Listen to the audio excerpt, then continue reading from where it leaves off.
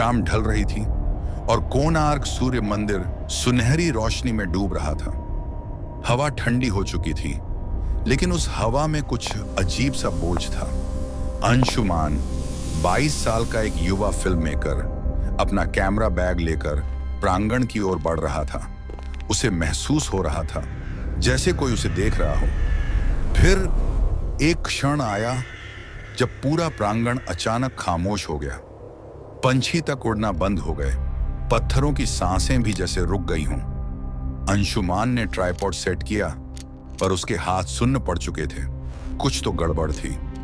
अचानक एक ठंडी हवा उसके बिल्कुल पीछे से गुजरी, जैसे कोई उसके कान के पास आकर सांस ले रहा हो।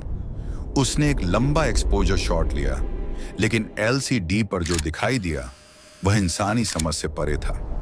एक नर्तकी की परछाई जो वहां थी ही नहीं, एक ऐसी छाया जो कभी ठहरती नहीं थी। जहां वह खड़ी दिख रही थी वहां असल में केवल पत्थर थे और गहरा अंधेरा। फिर कैमरे ने आधी रात को अपने आप एक फोटो क्लिक कर दी। अंशुमान पीछे हट गया। उसे समझ आ गया यह जगह बिल्कुल सामान्य नहीं है। रात गहराती जा रही थी और कोणार्क का भीतर का अंधेरा जैसे जिंदा हो उठा था।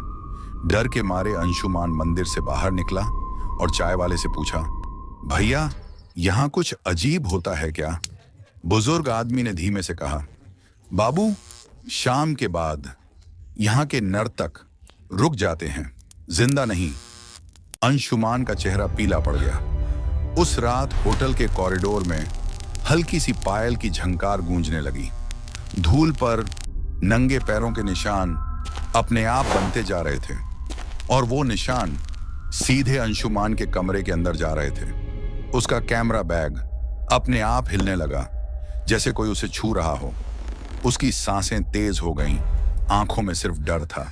कमरे के पर्दे बिना हवा के हिल रहे थे, जैसे कोई उन्हें पकड़कर खींच रहा हो। कोने में एक पायल हल्की सी चमक रही थी, मानो वह उसे बुला रही हो। अंशुमान ने दरवाजा खोला, पर वह हिल भी नहीं रहा था, जैसे कोई उसे रोक रहा हो।